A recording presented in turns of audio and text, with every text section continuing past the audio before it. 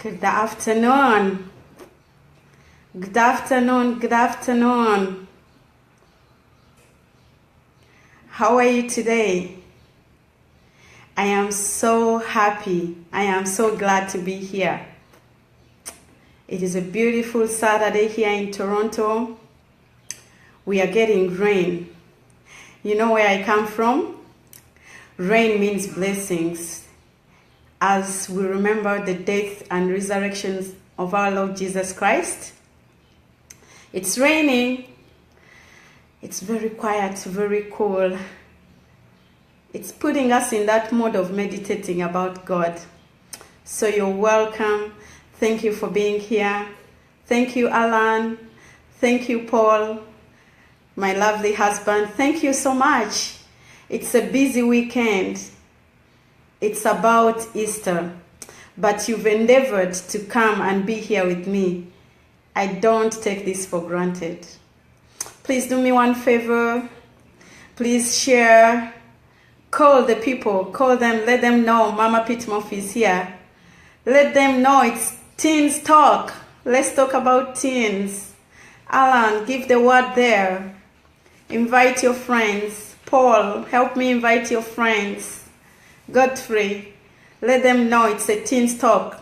Let's talk about teens.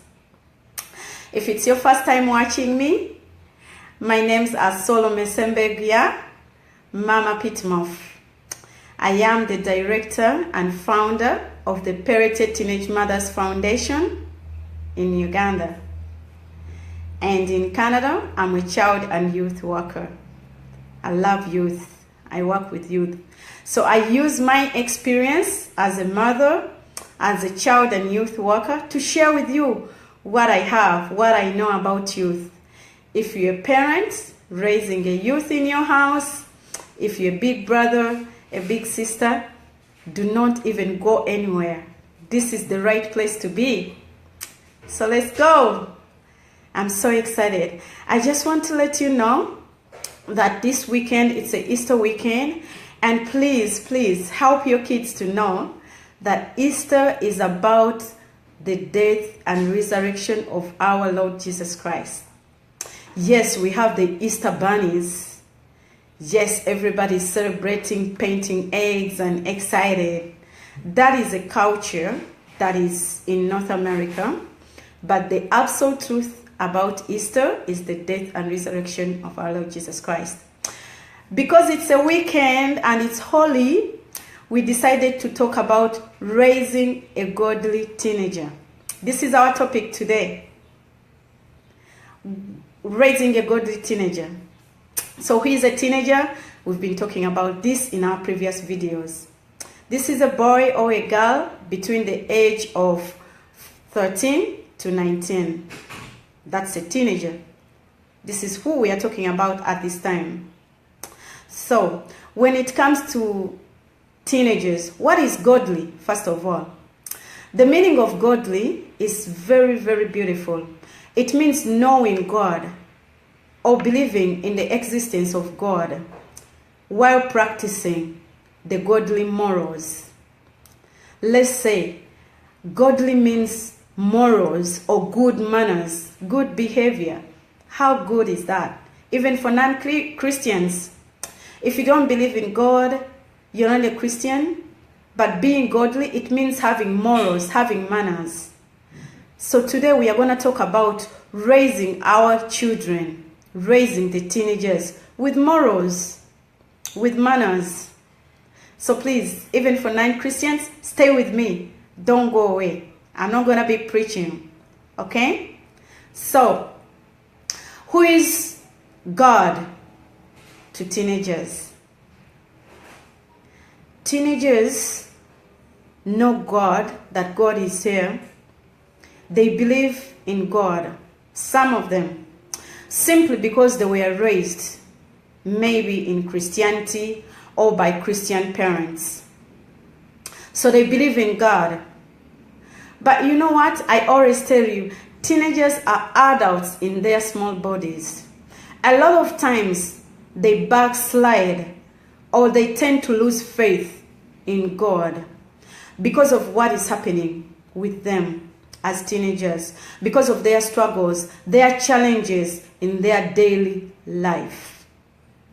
For example, a child growing up knowing that the world was created in 7 days, he's gonna have a challenge in the geography class when the geography teacher attempts to teach about the evolution of the mountains, creation of the lakes and volcanoes and that kind of thing.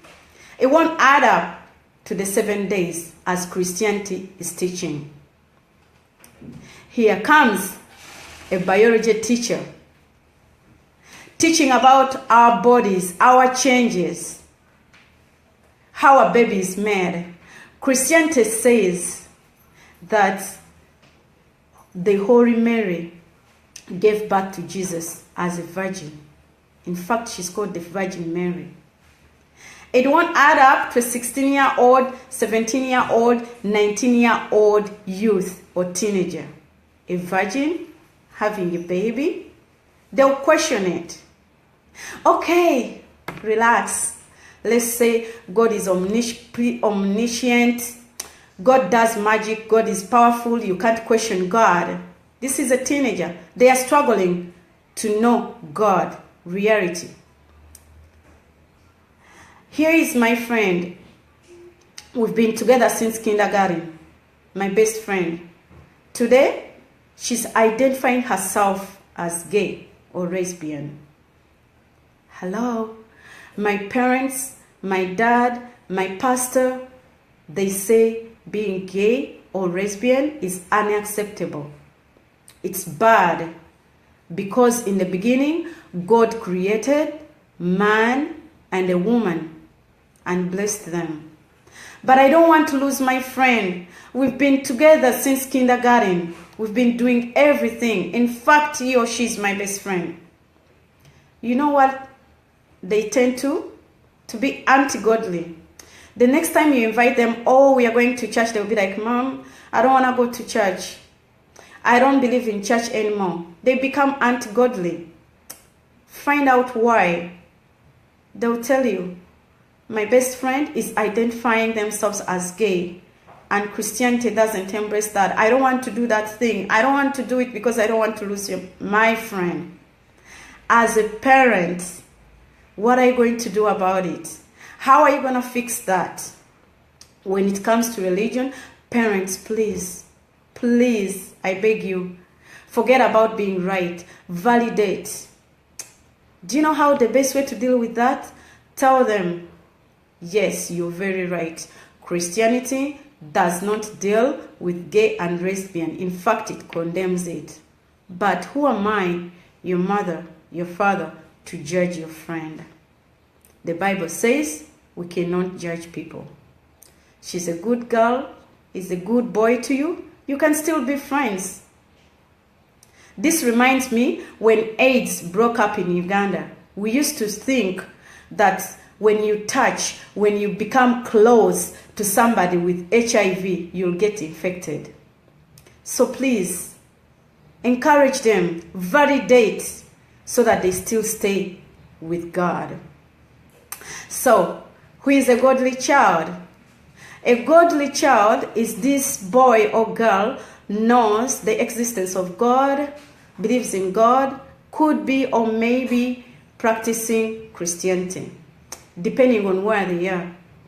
They know that it's good to be kind, it's good to be loving, it's good to do good things. So right now we know who is a teenager, who is a godly child, and who is God to teenagers. So as parents, we are going to discuss the benefits of raising our kids, our teenagers, in a godly manner. But before we get to that, society has been so harsh to us as parents. A lot of parents do not practice Christianity, do not go to church. They are so sick and tired of religion because of their past experience. I get it. I understand. I know your frustration. Because guess what? When you go to church, maybe at the end of the service, people will talk about your dress code. If you're this one sister that gives testimony every weekend, it's going to become a problem. And if you miss one Sunday, everybody will be questioning, what happened? Why you didn't come? You're in that church and your pastor is driving a Hummer, a limousine, a Benz, a Porsche. You're taking the subway, my sister. You have your Metro Pass, but you give every Sunday. So you're so tired, you're so frustrated, you don't even want anybody to tell you about Christianity. But I ask you kindly, your parents gave you a chance and introduced you to God. Maybe that's how you were. You believe in God, you say those prayers behind in your bedroom, nobody's watching. When you're struggling, you call upon his name. You know God is real for sure, but you're not practicing. Please introduce that God to your children in a safe way, like you want it. If you don't want church, you don't believe in church, you have a friend, you know somebody who is going to church, please send your kids there. Let them discover this God. Let them know the God. Let them make the decision.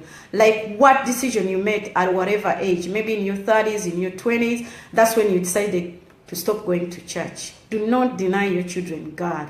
It will help you out as a parent.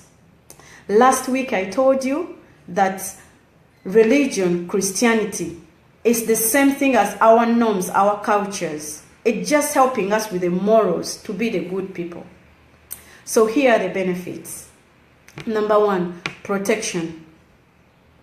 Your child is going to be protected from the ungodly culture, beliefs, customs that in society has to offer today. It's crazy. So your child is going to be in position of making godly decisions. For example, in our days, I'm 30 years plus, being a virgin was like, mwah, pure. In fact, if a boy came to you or anything and they asked, are you a virgin? You proudly say, yes, I am a virgin. But guess what? Today, in the teens world, being a virgin is not cool. Ew. You don't have the experience. You don't know what you're doing. A lot of teenagers are trying out the sexual activities just to fit in. I'm not a virgin. It's cool.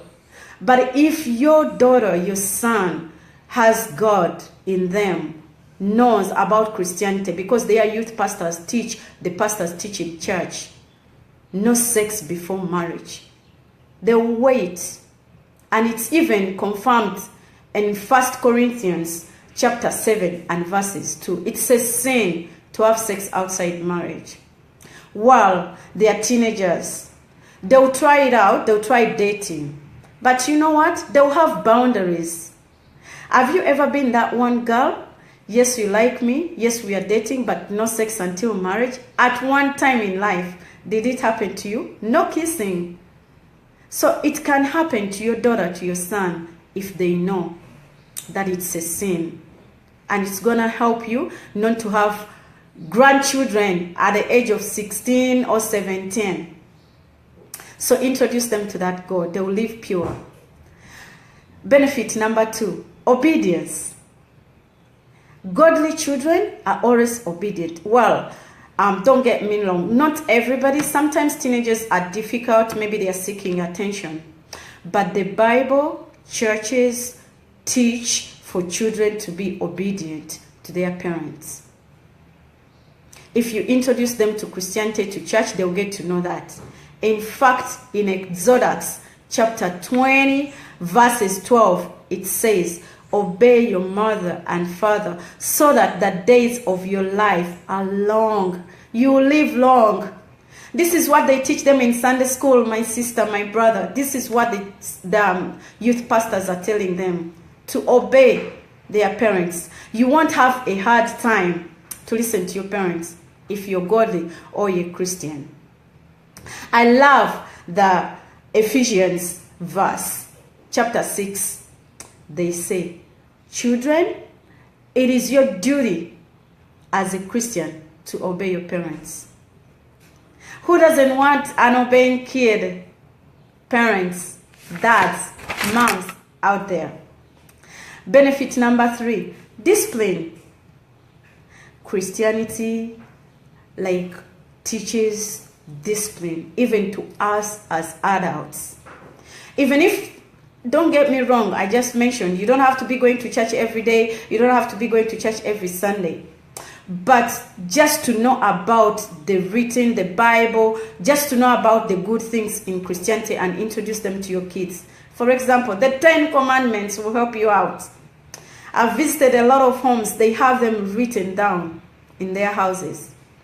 It's so simple. Even the non-Christians know the 10 Commandments. My best is the number 6 or 7, do not steal.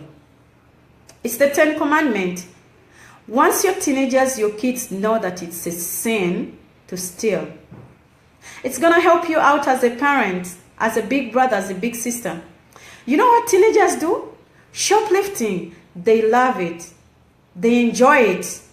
They enjoy doing it for fun. It's a teen thing to do. But if he or she is a Christian, they know stealing is bad. Some kids even take it to another level. They come in their parents' wallets. You put your money there, it's missing. Because they don't even know what they're doing.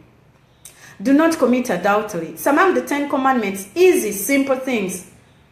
Religion was created to give us morals, behavior, just to fit in society. And guess what? As I was doing my research, I was so excited. I loved it. I found out that the Bible gives us authority as parents to discipline our kids. It's written in Proverbs 13:24. This is what it says. Discipline your child. Do not be willing to be at their death. Discipline them. Do not watch them being in jail, being criminalized. So, as a parent, God is requiring you to discipline. It's okay to discipline in Christianity, in church. But guess what society is giving? Discipline comes with a lot of conditions. Hello? You can't touch, you can't beat. My parents or our parents or at school, they used to beat us. Once you get that pain, you're like, I'm not doing it again.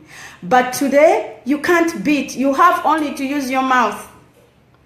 And you can't use your body expressions. You can't be rude. You can't be loud. You have to be soft. You have to use the please word. Excuse me. Like, you have to be like so soft. Seriously? This is what society is offering. And once you tempt to, you touch, you beat.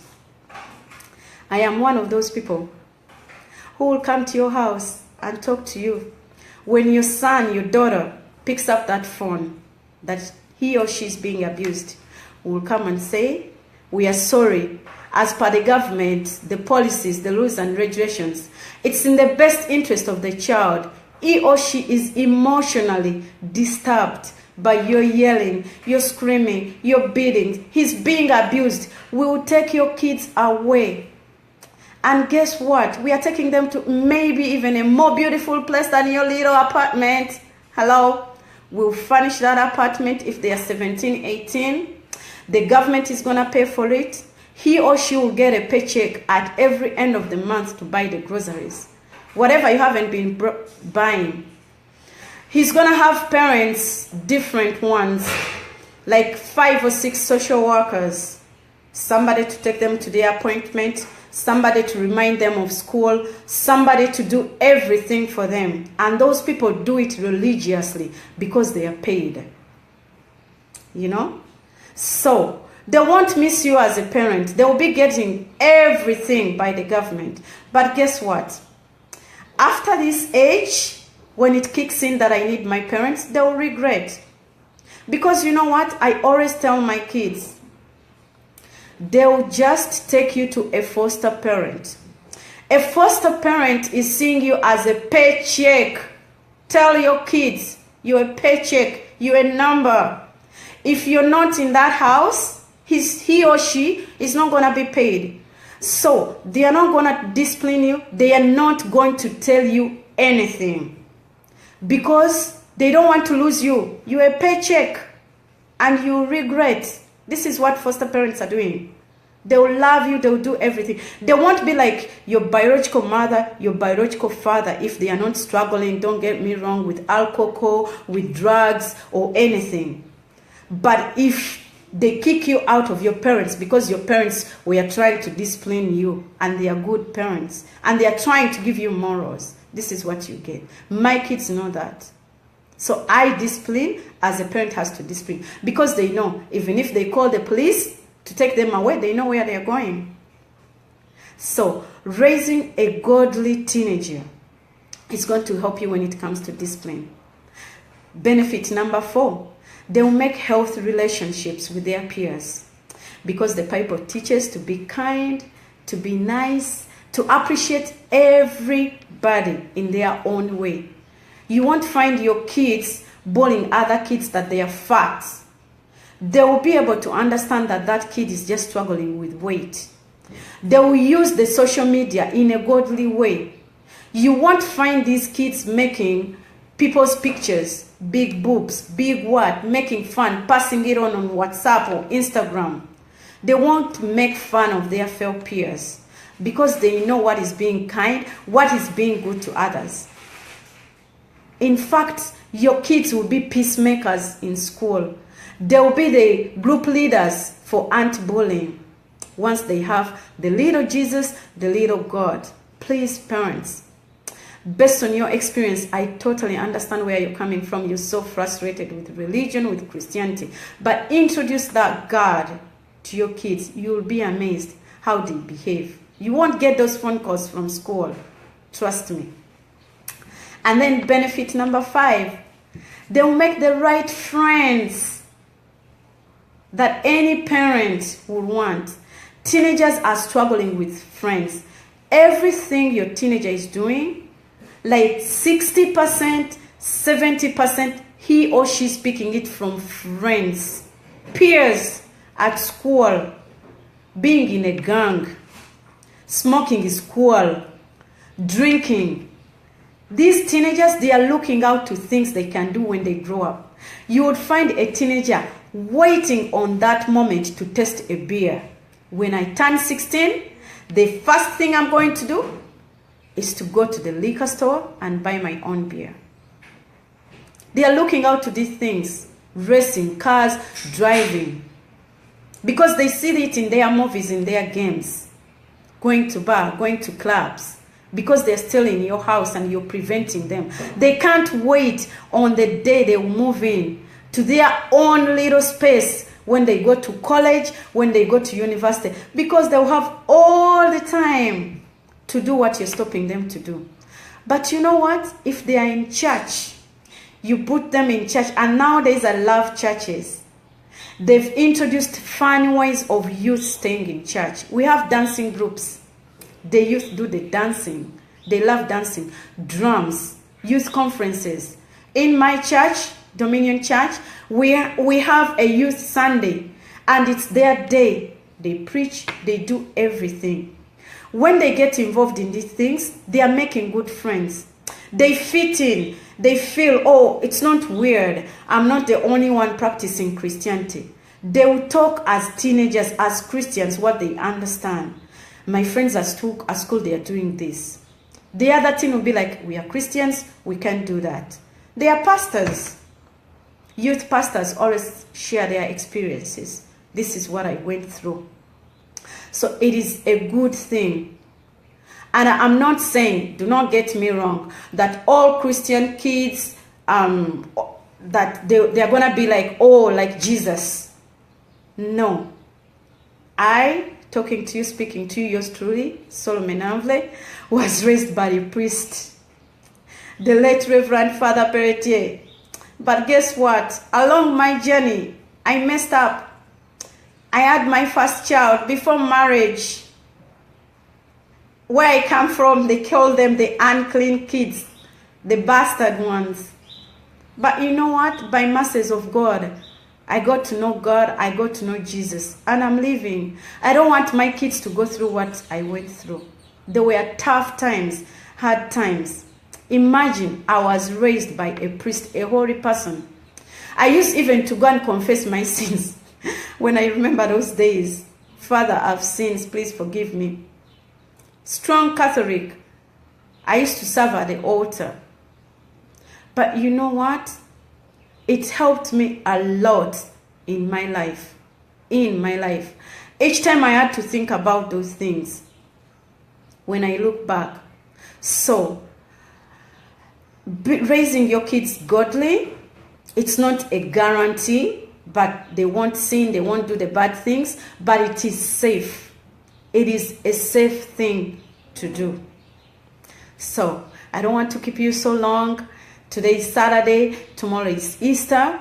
I'm just going to recap of what we talked about today. We are talking about raising a godly child. We defined who is a teenager. We defined who is God to teenagers. How do they understand God? Who is a godly teenager? And then we discussed the benefits of having a godly child or raising a godly child. We said protection from the ungodly society, obedience, discipline, healthy relationships, and the right friends. Please, parents, help your kids, help your children to stay with God. Before I wind up, I'm going to ask you to please tag your friend. Please share this video. Let's spread the word. It's a good thing to raise our children with God. And I'm going to ask you, it's a holy weekend. Reach out. Give. We've been fasting the 40 days. I love my Muslim friends. During their 40 Ramadan days, they give. They give. Last week on Monday, I have a testimony to testify. A sister that doesn't want to be identified called me up and said, you know what, Salome? I really feel I want to give the Pitmoff kids a very beautiful meal for Easter. So she gave us money to cook for these kids. They had a wonderful meal. I'm going to share the pictures on Monday. She went ahead and said, you know what? They are celebrating on Thursday because Friday, Saturday, Sunday, Pitmoff is closed. I'm going to make a park for them. So we had to give them a kilo of sugar, a kilo of rice, and a bar of soap. Who is not going to pray for that sister? I don't take credit for that sister. Like I told the girls, please pray for sister so-and-so. I won't mention the name on the social media. And I pray with my heart that God bless that woman. May your seed multiply. Because these kids, they take long to eat meat, to take a soda. They don't have. So I'm going to challenge you. My diaspora friends, send a number to someone you know in Uganda that won't afford even to have a soda, a meat, or anything. Give the poor, and it shall be given back to you. We give in church, we give everywhere. We are tired of giving. But now do it on a personal basis. I challenge you. Give. On this note, I encourage you, please give to products like Pitmoff. We are doing a wonderful thing. Pitmoff is a real project. We are helping real human beings, mothers between the ages of 14 to 20. These are children raising their own children in hardship. No further in the figure, they were raped, they were defiled. So a donation of $1, $2, $3 makes a difference. Okay, you're tired of giving. I understand. Buy something. We have art and crafts. The mothers are making beautiful things. Please go on our website, www.ptmof.org. Support us. They are beautiful items. They are all less than $20. When you buy one of those items, you're helping directly the mothers. So please, donate. And then lastly, I just want to wish you a happy Easter. You've been a wonderful audience. Thank you, Patrick. You're always here. Thank you, Triple Mosh. Thank you, Kathy. Thank you, Godfrey. Thank you for supporting me. Please give me thumbs up if you think this video is good. If you think I'm helping out, If you think it makes sense to talk about teens, I'm not an expert. I'm just sharing my experience, what I know from my work as a parent, so that we bring out godly teenagers. I love you so much. Happy Easter. Thank you, thank you. Parents, make sure your kids know that Easter is about the death and resurrection of Jesus Christ, not about the eggs. Hello, it's about Jesus. I love you so much. Happy Easter. Bye for now. Thanks for watching. Thank you. Dominion Church International, my church, thanks for watching. I can see. Thank you so much. I love you. Bye.